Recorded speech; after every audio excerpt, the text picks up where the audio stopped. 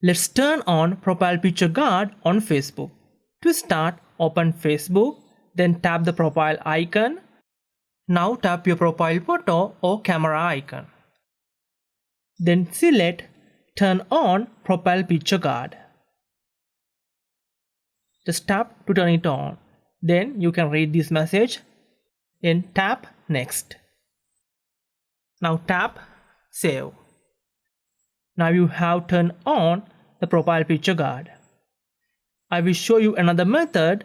When you are uploading a photo, you can turn on Profile Picture Guard. When you are uploading photo like this, just tap Profile Picture Guard.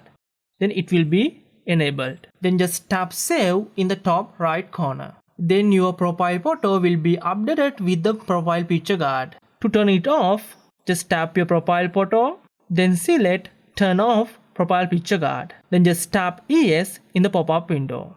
Now your Profile Picture Guard is turned off. That's it. Thanks for watching. See you soon.